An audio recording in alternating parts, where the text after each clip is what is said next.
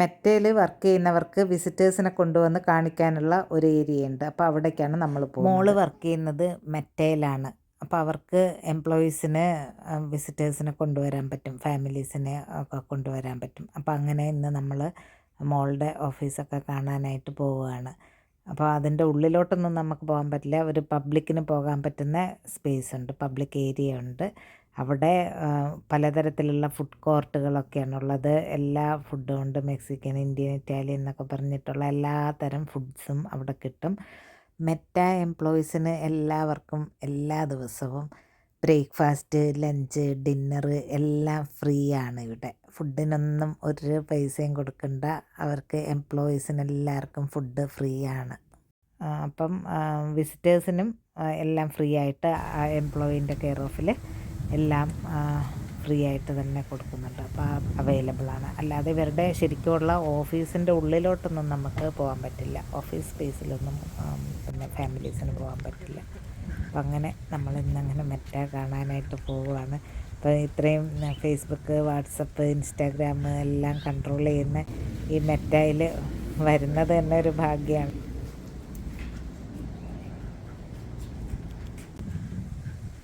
മെറ്റയ്ക്ക് ഒരുപാട് ബിൽഡിംഗ് ഉണ്ട്. അതിൽ ബിൽഡിംഗ് 18 ആണിത്.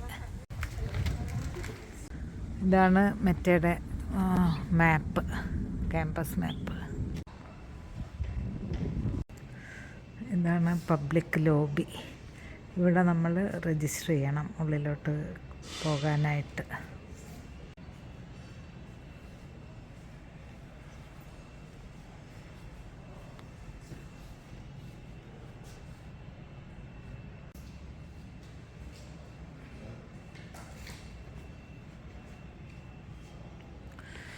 അപ്പം നമ്മുടെ ഫേസ്ബുക്ക്, വാട്സപ്പ്, ഇൻസ്റ്റാഗ്രാം എല്ലാം ഇവിടെയാണ് കൺട്രോൾ ചെയ്യുന്നത്.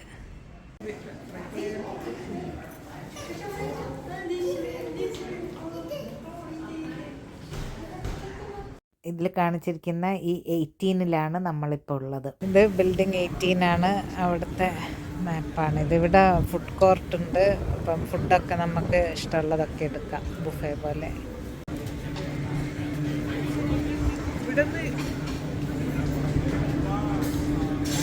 ഇവിടെ എംപ്ലോയീസിനും അവരെ കാണാൻ വരുന്ന വിസിറ്റേഴ്സിനും ഒക്കെയുള്ള കഫ്തീരിയകളാണ്. അപ്പോൾ ഇവിടുന്ന് നമുക്ക് ഫുഡ് ഇഷ്ടം പോലെ എടുക്കാം.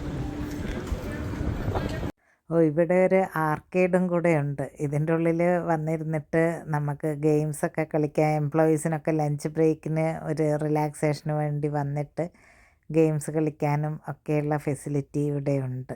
ഇതൊന്നും നമുക്ക് നാട്ടിലോ അല്ലെങ്കിൽ മിഡിൽ ഈസ്റ്റിലോ ഒക്കെ ഒന്നും നമുക്ക് സങ്കല്പിക്കാൻ പോലും പറ്റില്ല അല്ലേ. ഇങ്ങനെ ഒരു ഓഫീസിൻ്റെ ഉള്ളിൽ ഇതുപോലെയുള്ള വലിയ ആർക്കേഡ്, ഇത്രയും ഫുഡ് കോർട്ടുകൾ, അതൊന്നും നമ്മൾ ശരിക്കും ഒരു ഓഫീസ് ഫെസിലിറ്റീസിൽ അതൊക്കെ ഇൻക്ലൂഡ് ചെയ്യിക്കും എന്നുള്ളതൊന്നും നമുക്ക് ഇമാജിൻ ചെയ്യാൻ പോലും പറ്റാത്ത കാര്യമാണ്. അപ്പോൾ ഇതെല്ലാം ഇവിടെ അവൈലബിളാണ്. എംപ്ലോയീസിൻ്റെ മെൻ്റൽ റിലാക്സേഷന് വേണ്ടിയിട്ടും ഒക്കെയുള്ള എല്ലാ ഫെസിലിറ്റീസും മെറ്റ കൊടുക്കുന്നുണ്ട്.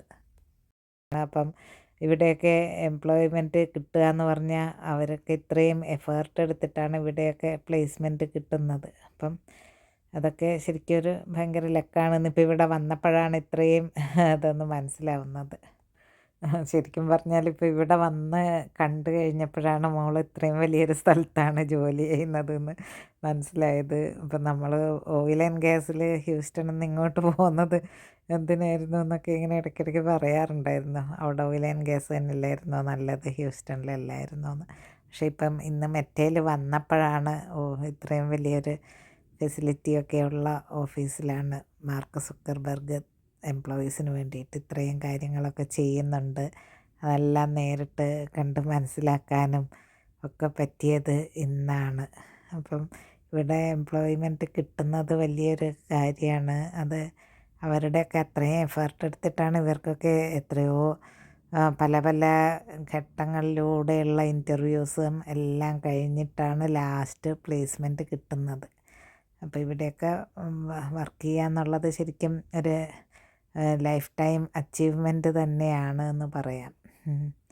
ഇവിടെ വന്ന് ഇങ്ങനെയൊക്കെ ഫെസിലിറ്റീസൊക്കെ കാണാനുള്ള ഭാഗ്യം അതുപോലെ പേരൻസ് എന്നുള്ള നിലയിൽ നമുക്കും കിട്ടി.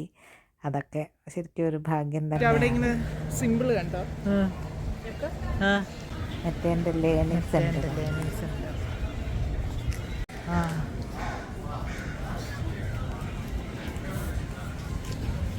ആ ഇവിടെയൊക്കെ ഇപ്പം ലഞ്ച് ടൈം ആയതുകൊണ്ട് ഇങ്ങനെ ക്യൂ നിന്നിട്ട് വേണം ഫുഡിനിങ്ങനെ കുറേ ആൾക്കാർ ക്യൂ ഉണ്ട്.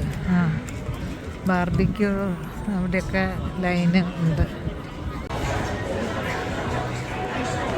ഇവിടെയൊക്കെ നിന്നിട്ട് നമുക്ക് ഫുഡ് എടുക്കാം. ഇപ്പോൾ ക്യൂ കുറഞ്ഞ സ്ഥലത്ത് നോക്കിയിട്ട് നമ്മൾ ഫുഡ് എടുക്കാനായിട്ട് കയറുവാണ്.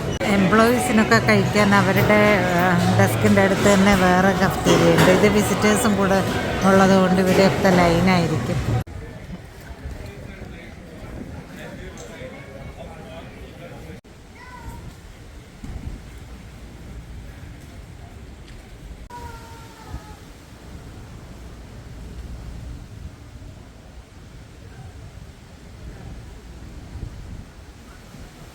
സ്വീറ്റ്സൊക്കെ കൊടുക്കുന്ന പ്രത്യേക ഒരു സ്ഥലം തന്നെയാണ് അവിടെ.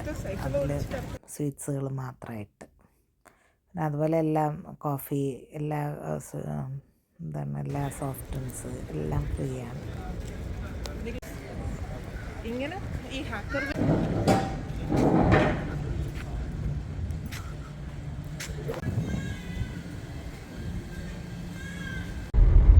ഇത് ഫുള്ള് മെത്തേൻ്റെ ക്യാമ്പസാണ് അല്ലേ?